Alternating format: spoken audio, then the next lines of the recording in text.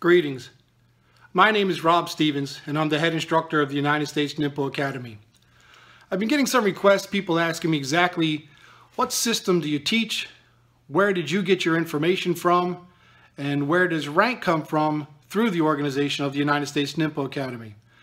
And some of those are pretty valid questions, and it's been tough through emails trying to put a pretty extensive history together to make them understand. So I'm going to put this video out today to try to let people understand where the information comes from or came from, where it's coming from today, and exactly what the United States Ninpo Academy uses for its curriculum. Again, I started training in 1985 in the Genbukan under a guy named Jesse Shanks. And at the time in 1985, Mr. Shanks was one of the few people in the United States working with the Genbukan. That was my first exposure to Ninpo. Up to that, I had been training in Wing Chun Kung Fu and Chin Kung Fu out of Baltimore, Maryland, with some local teachers. But Jesse Shanks was the first person to expose me to an actual grandmaster in Japan. And I didn't know much about Ninpo. I didn't know much about the Genbukan. I've never heard of Shoto Tanemura Sensei, but the training seemed to be very legitimate, very strong, very combat effective, and the historical aspect of it was very interesting. So in 1985, I began to train with his school, and being one of the first schools in the area teaching ninjutsu from Japan, and it was very close to a military base, which drew a lot of people from those bases. He had a pretty big group, 30, 40, 50 students back in the days, and in the mid-1980s, training in an outdoor area out of a small trailer, it was pretty intense, and the training was very strong.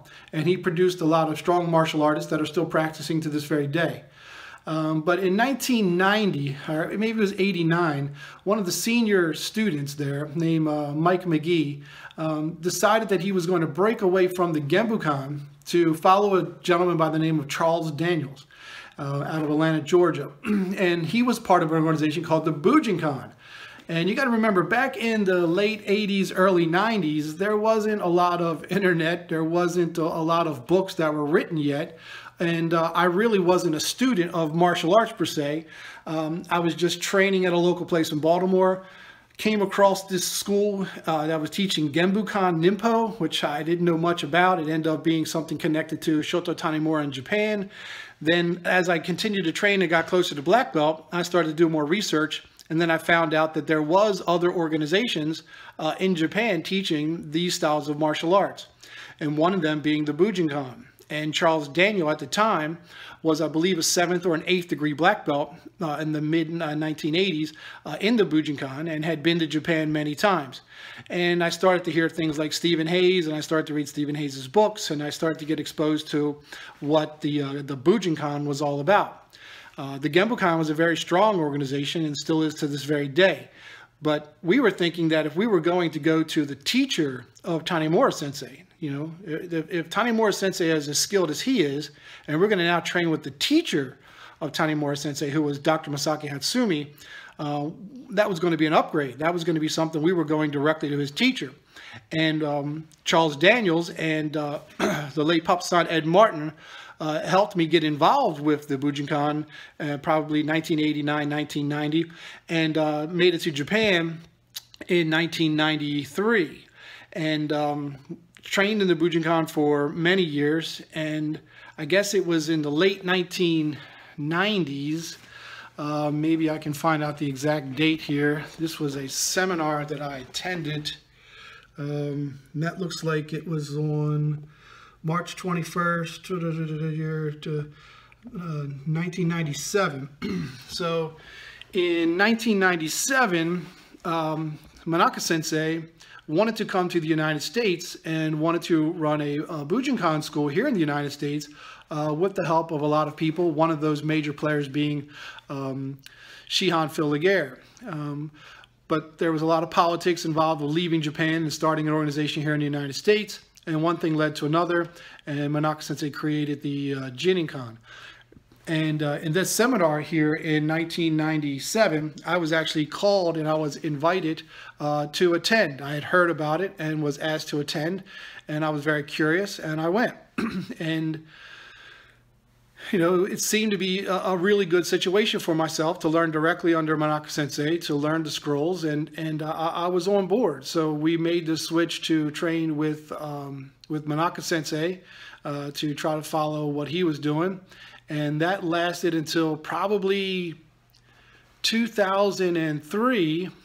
Then there was some more issues in politics with the gentleman. His name is Sean Havens, but there was just a lot of things going on in Baltimore at the time, and there was a lot of different opinions of how things need to be done. And I just felt for myself and for my students that the Bujinkan, with all the politics involved, the primary focus was not on the training, it was on the development and building this organization, and it was really starting to affect the in-training. So I had an opportunity to go to Milwaukee, again to train with Grandmaster Shota Tanimura of the Genbukan, which was my original teacher, who I trained with in the 80s. And I really missed the formalities. I really missed the training, and I seen it as a good opportunity for myself and the students to get back on track. So I guess that was in 2003.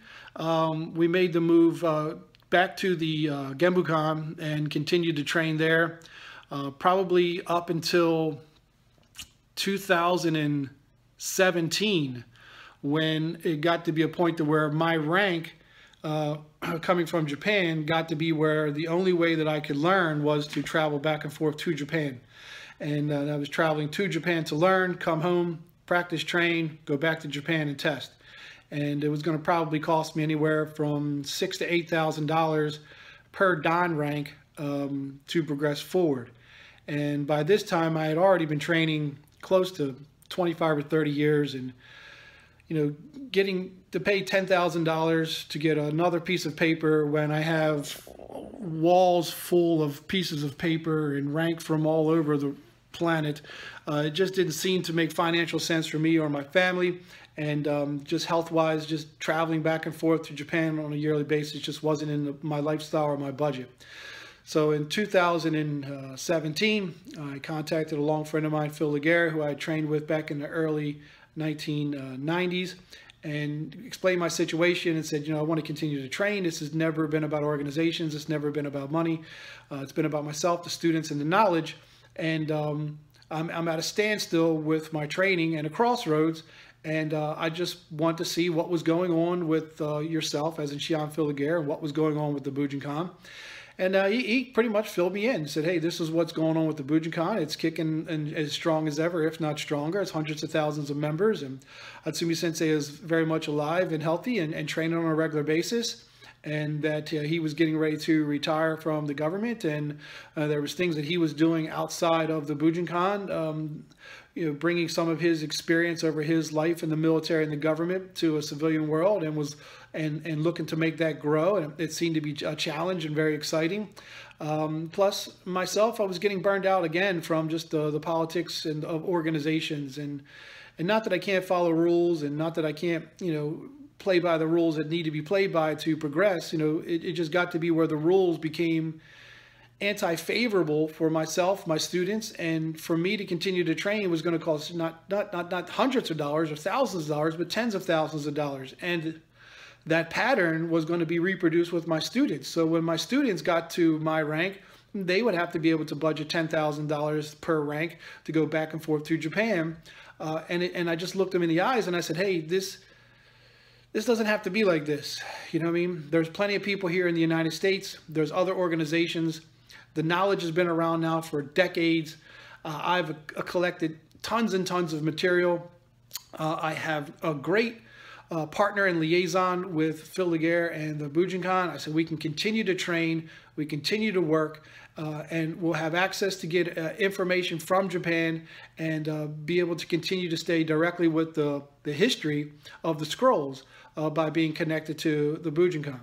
So I have a curriculum that I use, that I've put together from my life's work, that is what I believe my students need to prepare them not only for the streets and self-defense, but to prepare them to train in the scrolls and in the Vhs, to be an accurate traditional martial artist, but at the same time still be an effective warrior where you can apply this information in a real-life situation.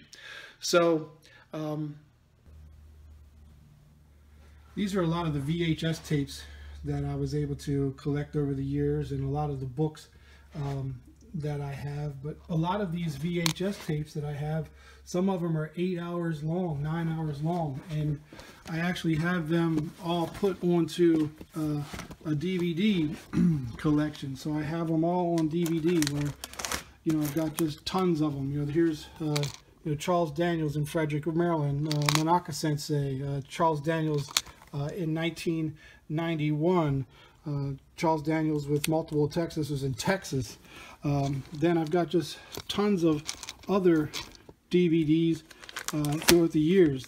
Just all of these at one point in time were VHS that have been put onto DVD. This one here is with Manaka Sensei. It was actually in Maryland on Togakuryu and Yari, 1994. Here's a Bujinkan Taikai, 1993. These are, again, all at one point in time were material that I had on VHS that has been converted over to DVD. And it just, you know, it's hours and hours and days and days and days. I wish I had the time to go back and actually watch a lot of these again. There's thousands of hours here on these DVDs, but that's where a lot of my resource material comes from. And again, I wish I could spend more time with them. Some of these haven't been watched in years. So here's a little bit of my my stash. These are books that I've collected over the years, and many of these books are part of the actual Vhs. Like this particular book right here is Itagagi Yoshinryu. So this is the entire Densho. Has all of the mokuroko of all the list of the techniques, a list of the actual sokes, then it has the history of Itagagi Yoshinryu, and then it actually goes into, and the history has been collected from many different sources, many different grandmasters, to put a pretty complete history together. And this is, you know, the Shoden, oh, actually this is the principles, and this is the Shoden Menkyo, you know, all the techniques in the Shoden Menkyo with multiple henkas and variations. Chuden no Tai, Chuden no Tai, Chuden no Tai. There's the Okuden section again from multiple sources. Muguri Kata, Yoshinryu material. And then it goes back to some of the older notes that I've collected. But this is all of, you know, Itagagi Yoshinryu. So this is just one scroll of Itagagi Yoshinryu. This one here is Kukishinryu. This one here is no joke. This is all of the techniques of Kukishinryu, from the history to the Daken Taijutsu, to the Hanbo, the Jo, Rokushakubo, Naginata, Yari, Bikenjutsu, all of the information from the entire scroll through the Okuden of all of the different weapons. This Kukishin, Rokushakubo, Okuden Gata. But this is the entire scroll of Kukishinryu. So basically it's a English translated version of the scrolls, you know, different material from the different organizations. This is information on Gyokuru, you know, and then this here is information on Gyokuru, and this is all of Gyokuru, you know what I'm saying? Koshijutsu, from a list of the things. I got this from Charles Daniels, actually. Mokuroku, the Jeweled Tiger School, the prayers, the kens.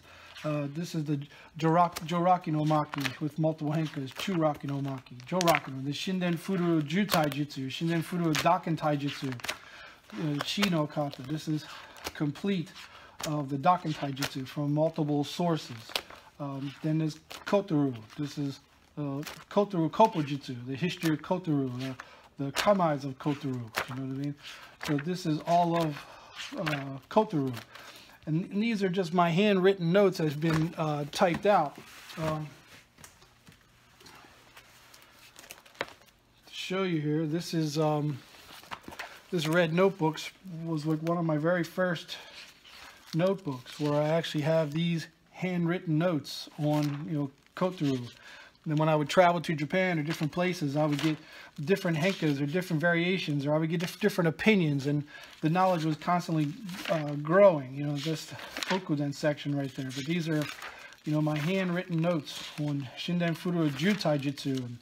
So these are when I originally learned them, sitting in a dojo somewhere in Japan or somewhere around the world at a taikai and learning this material. And as the second or third time around with a different teacher, they would change certain things or give me opinions on certain things. So I've added these in here and I've changed them around. And it took me forever, years and years and years, to collect this Kukishin Daken Taijutsu.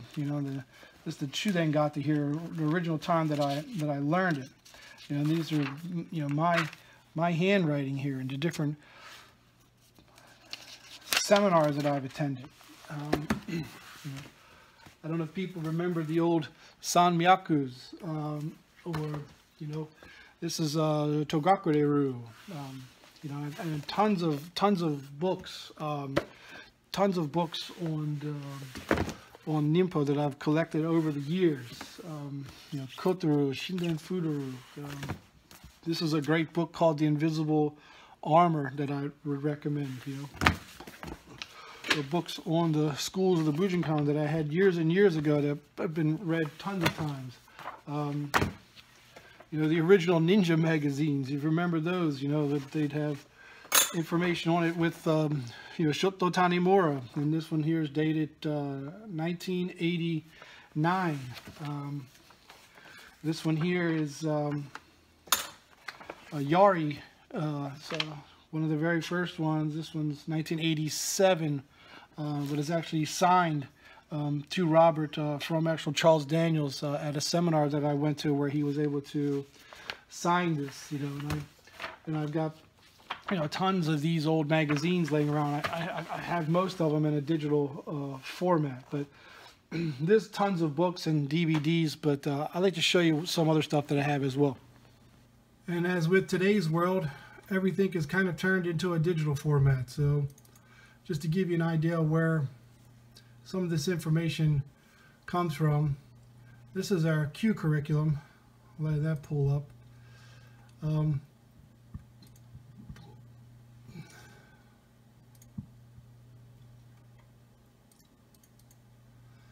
So this is the United States Q curriculum. This is what the students will learn when they come to the school. This is broken down into different belts. Everything in red is stuff that's mandatory that the students will have to learn for each test. And then at the very end of the test, which is something unique, is we have like a checklist. So it actually shows what the technique is, the date that it was learned, the instructor that taught it to them. Then when the student feels comfortable, they'll put an initial on it. Then we'll do a pre-test, and then we'll actually test. So what happened is, as they learn, I'll usually put a date and my initials when I've learned it. And if a different instructor taught them, they'll put the date and their initials so I know who taught it. Once the date and the instructor has been filled out all the way down, then the student will go through and review it. And when he's comfortable with it, he'll put his initials down. So when we have an instructor initial and a student initial all the way through, we'll go ahead and do a pre-test on the material. If it's close enough and the scores look strong, then we'll go ahead and set up a date and he'll actually test. And then this actually stays in his book, so he'll see. And I won't test the student until I know the pre-test is strong. But this goes right down into QQ and it's all the way through 10 Qs. There's just a lot of different material that's covered in the Q system, and it has different taijutsu techniques in it, weapons techniques, and at the end of each of the test, there's an actual checklist that the student must go through. An example here is like this. This is Hachikyo, which orange belt. You have Zenpo Kaite no Kemi, some rolls, some Bojutsu Kamais, Bojutsu strikes. We have some Zenpo Sabaki training, is avoiding being hit with the sword, Musodori, Mushadori, Musodori, Osotogake, Gansaki Nage, hand escapes. Then we have some shuriken, kamais, and throwing. Then you're actually tested with the shuriken. And there's some things on that. But I see a spelling mistake right there. Let's fix that. But this is the actual Q curriculum that the students will go through, and it's set up to go all the way through to, and you see inside here there's survival skills as well. So learning the kujikiri and learning how to build shelters and learning how to purify water and start fires and survival. There's multiple attacker techniques in here. There's different information on traps and snares and how to build traps to even the odds in a life or death situation. There's combat tracking, where we teach a little bit about tracking and pursuit, and there's jute skills in here, and Metsubush. And this is a combination of all the different schools that I've went to, all the different teachers. They're all training under the same scrolls that Takamatsu sensei had. This is a section of Hojo Jutsu, rope tying arts. But this is the Q system. There's firearms training in here, and trigger control, breath control, eye relief. There's all these different things that need to be taught in here. Colored rice, rock formations, constellations to be able to find your way at night, and terrain analysis and map readings, and how to use a compass, and even how to build your own weapons. But that's the Q system. And then there's a Dan system as well. This folder here has got tons of information on it, but one of the most important is where you have the Ruha information. So this has the digital copy. So if we went to Kukishinru, this will have all of the information on Kukishinru. This is Kukishinru Bikenjutsu, which is the actual sword school.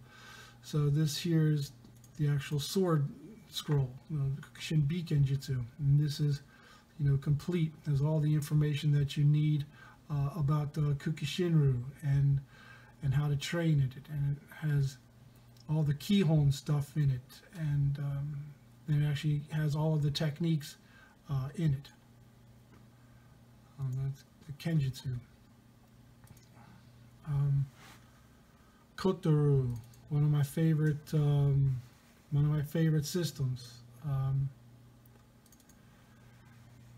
So this is Kotoru Kopujutsu, and this is the whole scroll of Kotoru. So this is the history of Kotoru, the different sokes of Kotoru, and just everything that you would need to learn to train in Kotoru. And in many cases, I'll just have one technique, where in my handwritten notes or some other notes, I may have 15 or 16 versions of one technique. And over the years, I used to struggle about which one of the versions was right. Was it technique number 1? Was it technique 27? Was it technique 15? And eventually I just kind of put them together and said, what is the common denominator from all of these different teachers, no matter if it was one of the grandmasters in Japan, or if it was Charles Daniels, Stephen Hayes, some other influences of Mike McGee and Mark O'Brien, and just the list goes on and on. But if there was a specific way that was completely different, I kind of moved that to the side. And if there was ways that were more of a common denominator from all the teachers, I used that as being the truth. And eventually over the years, I was able to work with it so I can narrow it down to, this is the closest version to everyone I've ever learned it from. So even when I watched grandmasters train in Japan, they'll do the techniques differently. The Shihans would do it differently, and the Shihans would do it differently on different days, and the grandmasters will do it differently on different days and different years, and the material is always alive. And I've learned not to be so specific on like a hoteki. There's like one way to do it. There's a right or a wrong way to do it, or there's certain things in here. There's little tiny details, and if you don't pay attention to those little tiny details, then hoteki won't work. And I just think that each one of these scroll techniques unlock thousands of potentials of movements. And if you focused on trying to master one way and one way only, you limit yourself. But you can't have a freedom to do whatever you want. There has to be something consistent to the scrolls. And I think by training with all of the grandmasters and all of the top instructors around the world, I've got a great idea of what these techniques look like, the way they should move. I've had everyone explain them to me. I've had everyone tell me what they felt was important. And what I've done was I've taken all of that information and I've compressed it down into just one version, as a starting place. This is just a starting place, and from there you can grow and grow and grow and grow. But you know, that is Kotaru. You know, there's tons and tons of materials. There's tons of videos on here. There's tons of books and the weapons skills. You know, Kusarigama, Totaru, Bojutsu. There's everything that we train from is in these folders, you know, and then I've got flash drives that are just filled with more and more information, you know, different types of manuals.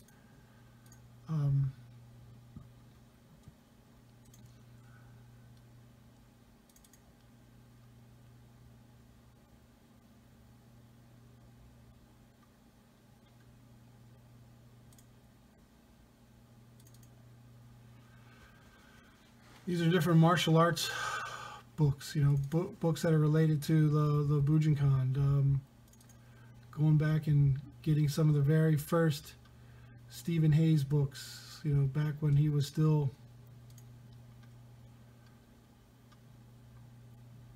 you know, and that's not even the oldest one I have.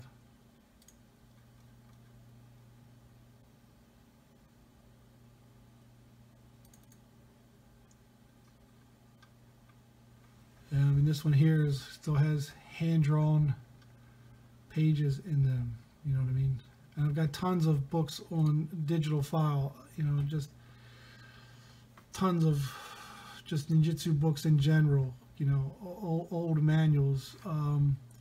Some of these are very old, and some of them are not so old. Some of them are new. Some of them I've read. Some of them I haven't even read them. You know, some of these I got on here. I've never even looked at them. You know, some of these are pretty cool old books. You know, this is the one on Hatsumi Sensei on the stick fighting, and you know, I literally could do this for hours.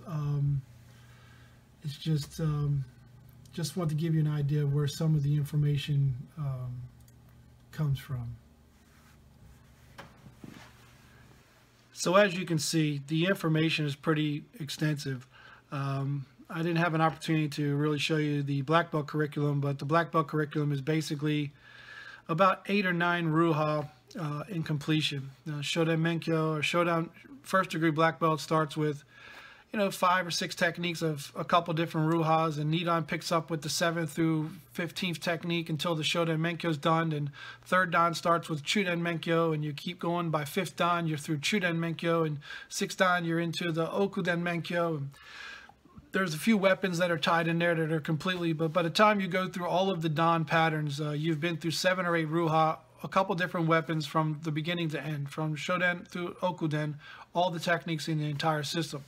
And once you've been through all of those 10 belts, then it's up to you whether you want to continue training or you just want to start teaching, or however you want to do it. In the Bujinkan, you can continue to get rank above 10th Dan, and for now I'm leaving that alone to people like Shihan Phil and Hatsumi Sensei himself directly. But once you go through the Q system, your Q rank diplomas come directly from the Bujinkan, and your rank, you go through my Dan requirements, but your rank comes from Hatsumi Sensei himself. Once you pass your 5th Dan with me, then I will recommend you to either Hatsumi Sensei or to Shihan Phil to take your Shidoshi test, and then you go right back to learning the 6th, 7th, 8th, 9th Dans, and you continue to train. Once you get to 10th Dan, then again your training or your rank promotion is handed back over to the top senior people in the world, Hatsumi Sensei himself and Daishihan Phil and you can continue to progress on even beyond 15th Dan into the Shihan titles. So basically you can train for years and years and years and years and years and continue to learn. But if you're looking for Ninpo and you're looking to learn techniques that are going to work in real life, and they're also going to prepare you to learn in the scrolls, and you enjoy the art form of learning Ninpo. I have a pretty good system put together that's going to help you get there. And then I've got some strong people behind me supporting you with organizations and rank. So if you moved out of the area or you want to continue on your own, you don't have to start over, that there's a system in place. So I hope I didn't confuse anyone, or I hope it didn't seem like I was showing off or whatever, but I just want to try to give some information to people that can't visit me here in West Virginia, to be able to see where the information is coming from, what I've done to collect it, and how I've organized it and put it together, and what exactly the United States Ninpo Academy is. And in the future, the United States Ninpo Academy is going to be moving forward with the Takasegi program under Daishian Filiguer and his Sentinel program and his personal self-defense programs. And I'm really looking forward to adding that to what we're doing. And if you're looking to get involved or interested in any of this information or have any questions, please feel free to give me an email. I'm going to have it all included at the end of the video. But once again, thank you for your time. Take care.